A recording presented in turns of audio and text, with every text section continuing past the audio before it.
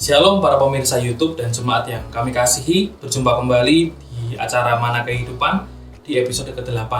Sekali lagi kita akan belajar mendengarkan firman Tuhan dan menyimak ulasan-ulasan berkaitan dengan ajaran-ajaran kekristenan bersama dengan Bapak Gembala Hosea Edi Tiono. Dan kali ini di acara Mana Kehidupan episode ke-8 kita mau mengulas tentang sebuah keresahan juga atau keinginan kita untuk mencari tahu tentang kebenaran firman Tuhan berkaitan dengan mengundang roh. Kalau kali ini yang akan kita bahas adalah roh Samuel itu diundang balik, ya kan? Ketika Raja Saul sedang galau, akhirnya dia memanggil misalnya ahli ilmu-ilmu seperti itu atau dukun ya katanya Pak, panggil roh Samuel muncul peramal. Nah ini kita mau bahas berdasarkan dari segi Alkitab bersama dengan Bapak Pendeta Hosea Edi Tiono. Shalom Pak, terima kasih sekali lagi Salam untuk mengajar pada kita, dan kali ini kami atau Didi secara pribadi mau belajar tentang masalah benarkah roh Samuel itu diundang balik? Apakah itu benar-benar Samuel yang asli atau tidak? Nah, kita mau melihatnya dari segi Alkitab seperti apa? Ya, menarik ya, kalau kita mempelajari Alkitab itu memang akan muncul hal-hal yang seperti itu ya. Jadi kalau kita lihat di 1 Samuel pasal 28 di Endor sana, Samuel ini tanya pada peramal ya, kemudian muncul roh Samuel. Betul. Nah, pertanyaannya sekarang, benarkah roh Samuel itu bisa diundang balik? Ya, kebenaran orang-orang ada kepercayaan tertentu yang bisa mengundang balik leluhurnya dengan ritual. Ya, ritual, dan kemudian dengan membacakan satu mantra, ya, kemudian hadir ya roh itu orang yang mau dipanggil itu engkong kita atau mak kita ya, dulu pendahulu kita. Tapi Alkitab mengajarkan bahwa kembali lagi orang yang meninggal itu tubuhnya kembali menjadi abu, tanah. Dan kemudian rohnya kembali kepada Bapa. Roh kembali kepada Tuhan yang memberi kehidupan, pada Bapa. Jadi saya berpikir bahwa roh gentayangan itu tidak ada. Ya. Jadi menurut saya kita jangan sampai terjebak misalnya 1 hari, 2 hari, 3 hari, sampai mungkin 1000 hari ya, rohnya itu masih melayang-layang di bumi. Alkitab mengajarkan tidak ada roh melayang-layang seperti itu. Masih gentayangan gitu kan? Roh gentayangan. Penasaran, arwah penasaran. Kalau memang kita percaya kepada roh gentayangan seperti itu, mungkin benar itu. Roh Samuel itu bisa dipanggil. Ya kalau kita percaya hal itu. Kalau kita percaya, tapi Alkitab tidak mengajarkan seperti itu. Ya. Nah, kita lihat bersama, memang masalah ini adalah sangat mengundang kontroversial. Sebagian orang berkata dan menafsirkan itu benar-benar rohnya Samuel, ya, yang diizinkan Tuhan menampakkan diri kepada Raja Saul yang sudah sangat terdesak. Dia tanya, ya, harus gimana ini? Tanya pada Urim, ya, Urim.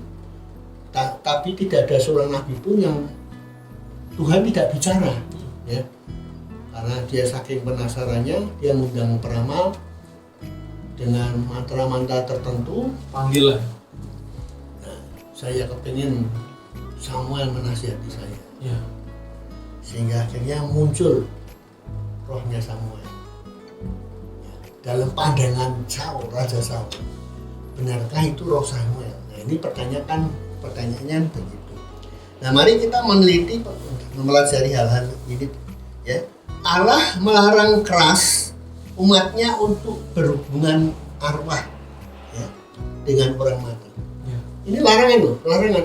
Allah melarang keras kita itu berhubungan dengan orang mati. Tanya dengan orang mati sama sekali tidak boleh.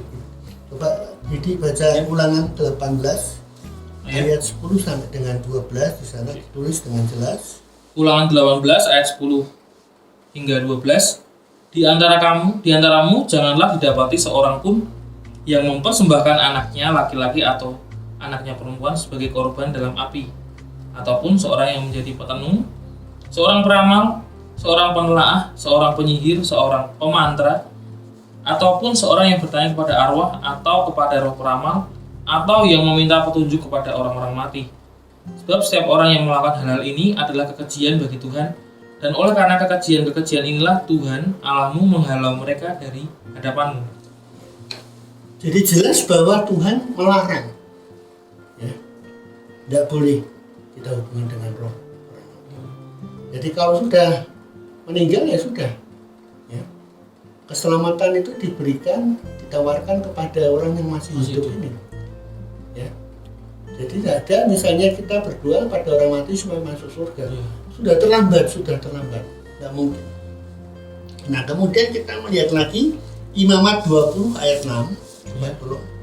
Imamat 20 ayat 6, orang yang berpaling kepada arwah atau kepada roh-roh peramal, yakni yang berzina, dengan bertanya kepada mereka, aku sendiri akan menentang orang itu dan melenyapkan dia dari tengah-tengah bangsanya. Iya, akan melenyapkan. Sekeras itu ya Pak? Jadi keras. Jadi kalau kita melihat ajaran Taurat Musa itu keras seperti itu. Tidak boleh.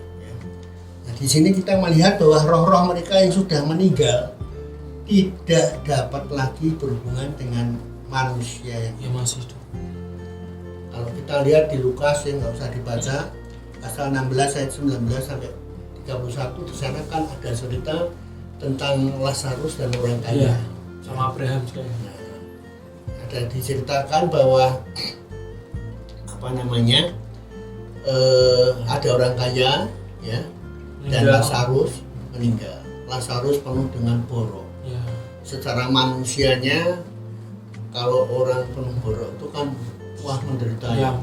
Mungkin busuk baunya ya. Wah dosanya kayak. Sengsara istilahnya waktu itu. Orang kan kadang-kadang lihatnya begitu. Lain dengan orang kaya ini ya. Dan miskin tuh Pak katanya. Kan borok, nggak terobati dengan baik. Orang melihat wah ini nggak punya uang untuk berobat semasa hidupnya. Kutukan Tuhan. Wah, ada yang mengerikan ya. Jadi kita itu kan kebanyakan orang menghakimi ya. Menghakimi yang kita lihat. Tapi kalau orang kaya ini orang kaya, berkati luar biasa, pasti makmur sama Tuhan. Senang, dekat ini. Wah, dekat sekali. Sumber berkatnya luar biasa. Ini kan tidak bisa jadi patokan kita. Lah ternyata di surga sana ini yang ngomong bukan saya loh. Tuhan Yesus loh ya, yang menjadikan langit dan bumi. Nah ternyata di surga sana yang kaya ini masuk neraka. Nah yang Lazarus ini dipangku Bapak. Singkat cerita, yang kaya ini kan panas sekali di neraka, ya. Dia minta sama Bapak Abraham, tolong Lazarus mencelupkan air supaya aku haus sekali, panas sekali di sini.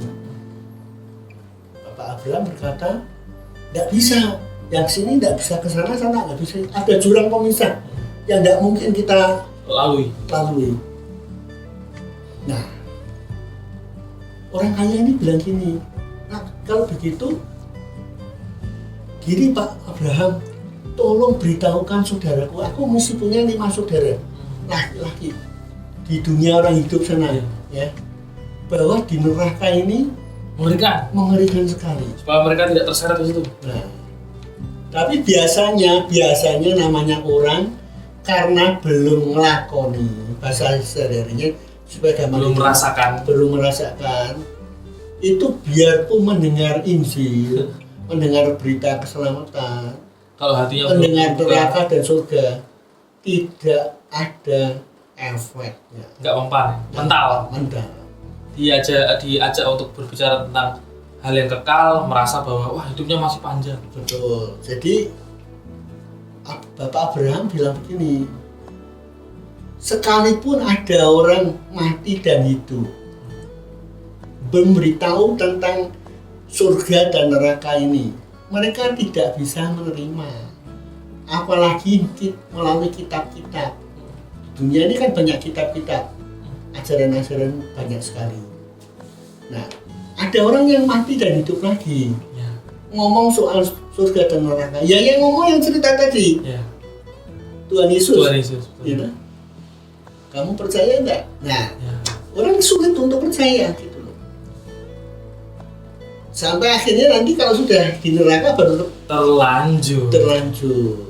Kenapa dulu waktu mendengar Menyesal. mana kehidupan kok Mengeraskan hati. disepelekan? Ceritanya apa? Kadang-kadang orang seperti itu. Selama masih ada kesempatan hidup di dunia, dengar kabar baik, dengar sebuah berita gembira dari Yesus untuk menerima dia ya, responi dengan baik ya Pak. Betul. Sebelum terlambat.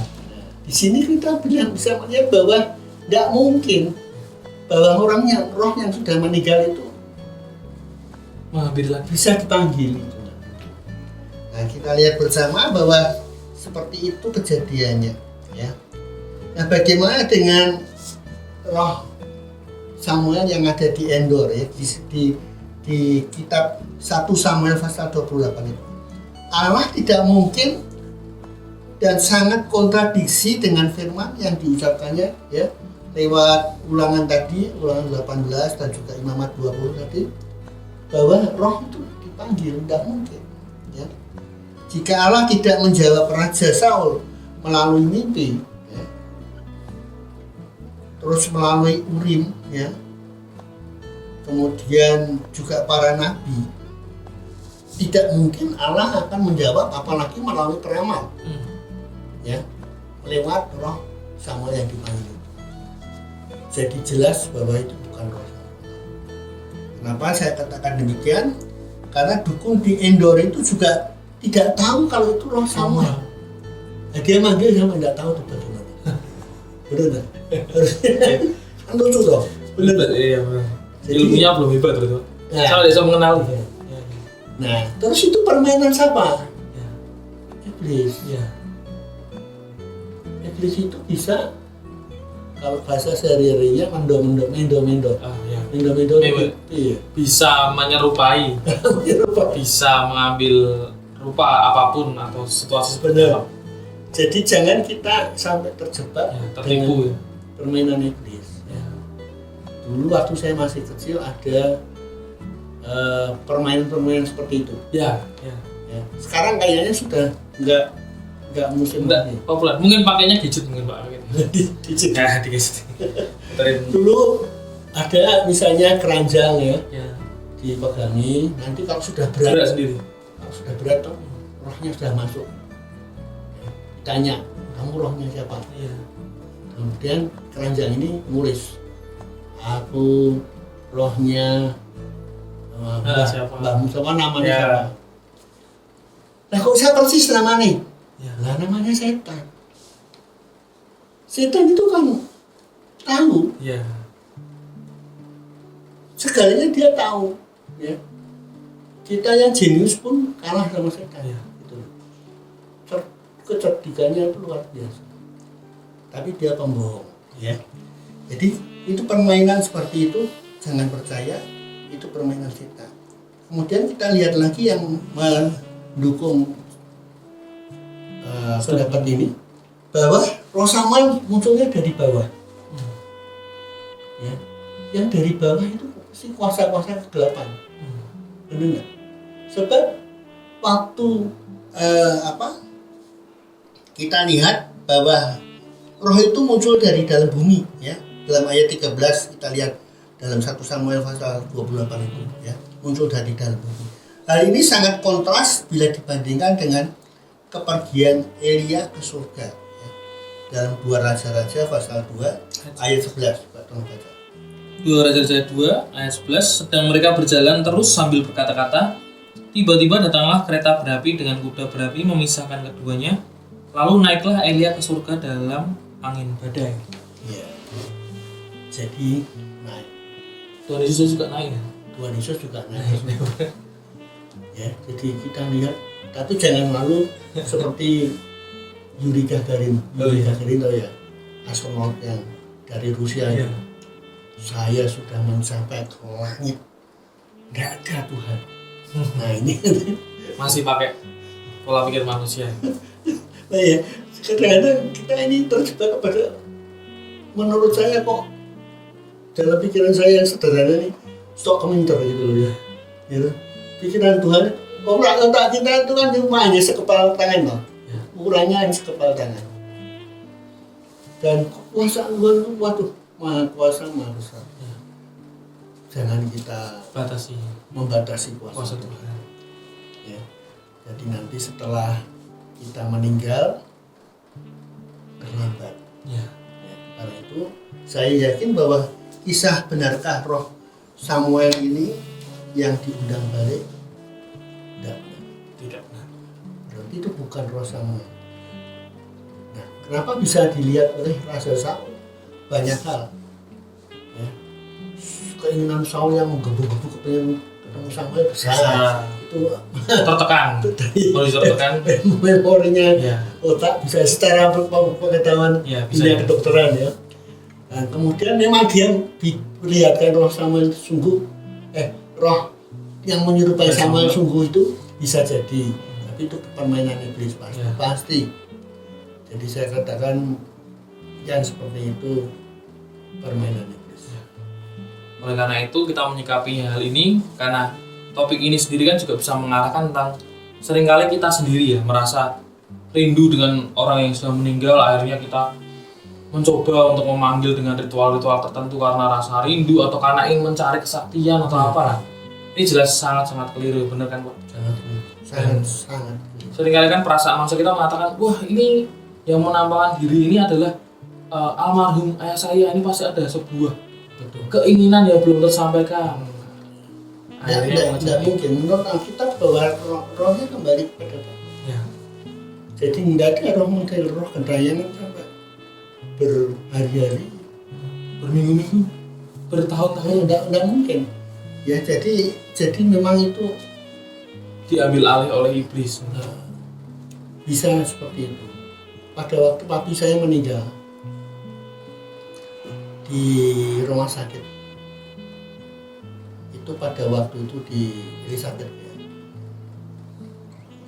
Pada waktu itu saya setelah meninggal pulang ke rumah. Sampai di rumah tuh rasanya kok merinding gitu. Merinding mengingat papi saya. Tapi saya percaya bahwa papiku sudah meninggal gitu loh.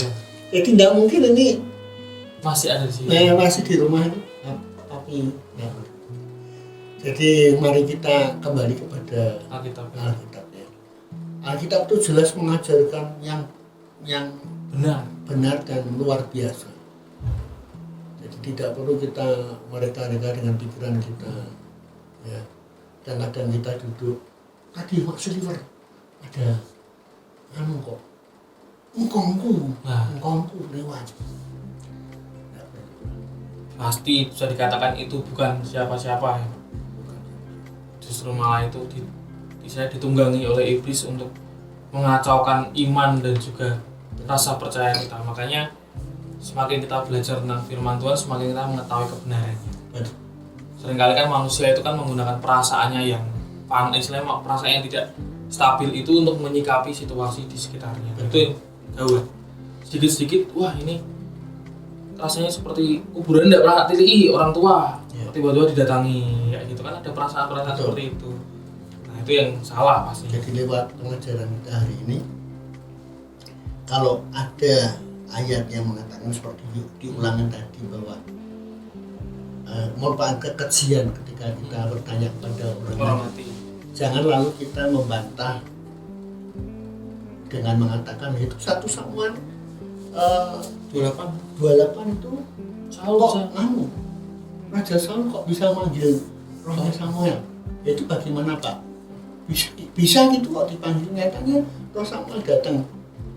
Jadi beberapa kejanggalan yang kita pelajari bersama saat ini mengatakan bahwa itu bukan roh Samuel.